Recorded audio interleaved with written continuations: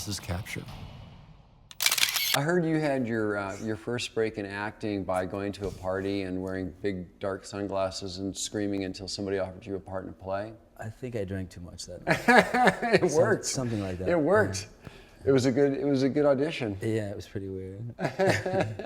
And then do you remember how you actually decided to start taking pictures? Was it just from going onto a film set and saying you wanted to document what was around you? Yeah, I mean, that's part of it. And then, you know, when I first started acting, a lot of the big directors right now, like Marc Romanek and David Fincher and Tarsem and those guys, were all doing photography, but also directing music videos and sort of passing me around in that sort of world. And I saw a lot of their photography, and that kind of got me more jazzed on taking photos. Well, it's interesting too, because coming from a situation where as an actor, you know, you're in a collaborative situation and you're working with lots and lots of different people and a big crew, taking a picture is very much about your own interpretation and your own kind of isolation of, you know, where you're at and really the process. Yeah, it's completely different. I mean,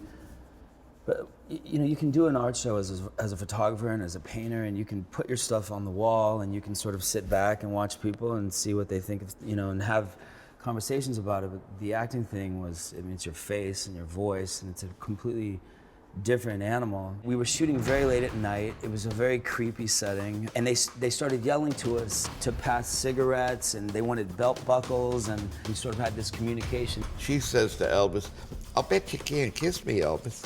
And he makes an attempt to kiss her, and she sticks out her tongue just a little bit, and so does he. I ride a motorcycle to work, and I just kept seeing so much roadkill in the back roads of Georgia that I stopped to photograph it. And it coincided with what I was explaining in these interviews and what I was doing on the show as well. I call this my Rembrandt. That tension, if you can get it in a portrait, I believe, that gives a certain dynamic. And I took one frame, and that's all I took. This is a band called The Locusts. I like the whole aesthetic of this band and the anonymous way that they portray their music. And he's looking at me like, "What are you doing, Al?"